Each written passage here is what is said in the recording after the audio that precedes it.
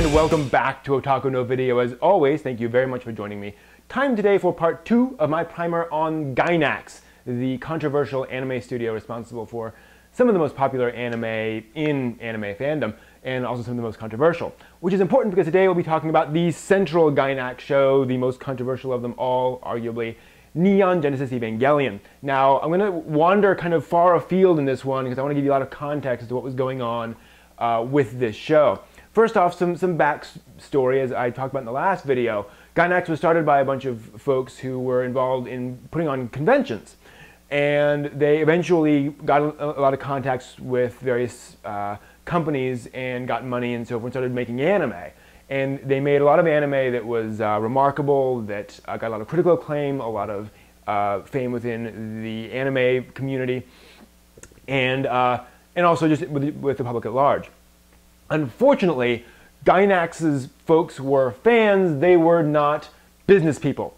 So the contracts they had for these things were typically horrendous. They saw very little money out of any of their stuff in the 80s and 90s, or at least the early 90s. And as a result, they were constantly scrambling for money.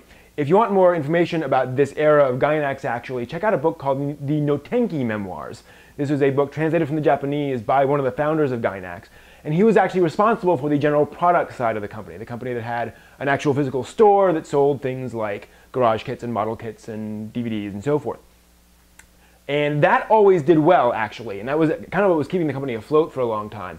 Unfortunately, it didn't do well enough to keep everything going, and the convention and the merchandise world had kind of matured to the point where they weren't the only ones filling that niche anymore. There were plenty of hobby shops by now in Japan, and by the early 90s, the otaku subculture was so well defined that there were now plenty of places where folks could go for these things.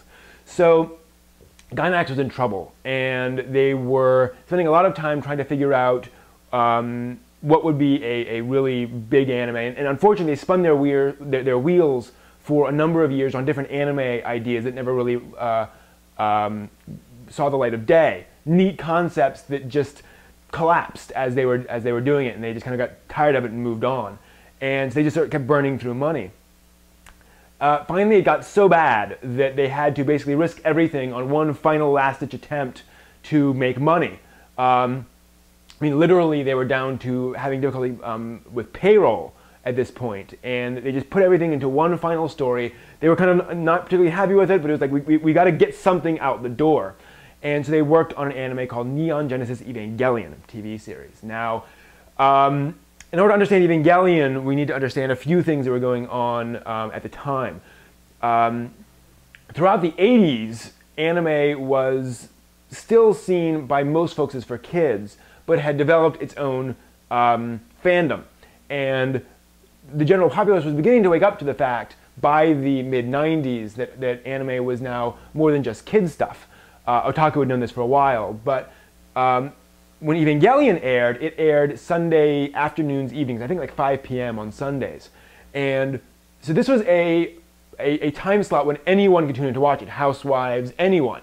So it got a lot of popular viewers, a lot of general viewers across the populace, not just otaku tuned in to watch Evangelion. And it was so visually remarkable and so visually well directed that it got a lot of attention. Moreover, Evangelion sort of pushed the boundaries of what you could do in television. There's a famous and infamous scene in which two characters are basically having sex, and you don't see it on screen, but the camera's kind of panning around the room and all this discarded clothing, and they're having this conversation with a lot of heavy breathing. And that got a lot of attention, and it got a lot of PTAs and a lot of parents sort of up in arms over what is this cartoon doing. And so that helped to raise the popular understanding of anime. The other problem, one of the other problems, was that it was they were putting a lot of money into it, in fact more money than they actually had, and unfortunately they weren't business people, and so they started running out of money. And about 2/3 of the way into the show, that combined with something else, which was the Aum Shinrikyo cult, which did their sarin gas attacks on various Tokyo subway stations. And if you don't know about this, Google Aum Shinrikyo, and you'll learn about this very important point in Japanese history. So about 2/3 into the show, these happened, and Anno had planned, he had some rough ideas for some things that were going to happen that were kind of like that, and he decided to abandon that plan and go in a different direction. And so as a result, A, the number of drawings per episode dropped precipitously, and B, the show felt like it was taking this turn in a different direction that it wasn't going towards. Worse, the show was building up to this big apocalyptic battle at the end. And unfortunately, they didn't have the budget for a big apocalyptic battle at the end by that point.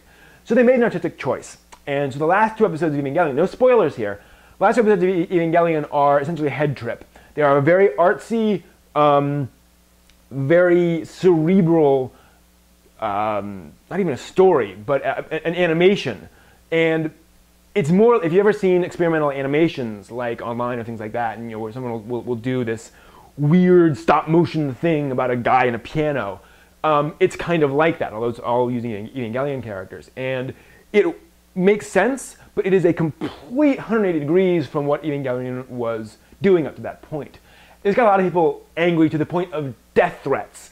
Yeah, Gainax and Anno, Hideaki Anno, the director of Evangelion, and essentially the one who conceived it, received death threats, and people scrawled things on the general product story. It was really bad. Fortunately, Gainax had a model for what to do here. One of the anime that Gainax has always said was a major inspiration for Evangelion is an anime called Space Runaway Ideon, made in 1980 by Yoshiyuki Tomino, who's the creator of Gundam. Now, what happened with that was kind of interestingly similar. It built up to this big apocalyptic ending, and while it did have this sort of big fight ending, it ended very abruptly, and I don't know quite why. I suspect that the writing, there's some problem with the writing, and it literally just stops and kind of the narrator describes what happens, afterwards. Not exactly how you want to do a story.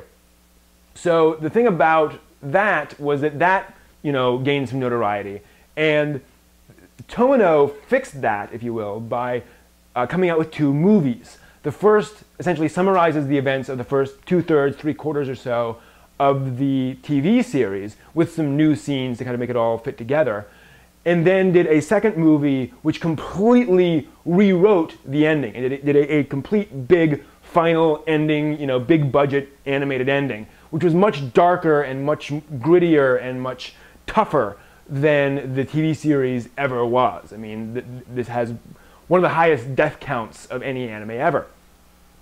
So the folks at Gainax, when Evangelion ended, the TV series ended, and had this big problem, they looked back at Ideon and said, "Ha, that's a neat idea." So in 1997, 2 years after, they released Neon Genesis Evangelion Death and Rebirth, which is a movie that did the same thing. Essentially uses the TV series animation with some new stuff to retell the basic story of Evangelion for the first, most of it. And then they did a movie called The End of Evangelion. And that is a complete reanimation, complete reimagining of the ending. Unfortunately, it is also a head trip. Now, it still has big battles and things like that, but it's still much more artsy, much more cerebral than a lot of fans were expecting. This had the advantage that it made Evangelion extremely controversial. Folks debated it endlessly. And because it was very artsy, there was lots of stuff to talk about. So Evangelion ended up being this sort of touchstone for anime, besides having this very high quality of production. I mean, they didn't have a lot of drawing, but it all looked really good. It also had these very controversial elements to it. So it's become one of the biggest anime ever. It keeps on making money. It just kept on going on and on and on. This was really, really huge for Gainax and anime in general. It was a mega hit, and it was just one TV show and a couple of movies. It was this big mega hit, which was pretty unusual for anime at the time. Compared to, say, Gundam, which required really several different anime before it really started spinning up. So that's the big thing about Evangelion and Gainax at the time. I'm going to actually pause here, and I'm going to wait for the next episode to talk about the evolution of Gainax into the computer game market, as well as some of the other stuff it did in the late 90s and 2000s, including Furikuri. So stay tuned.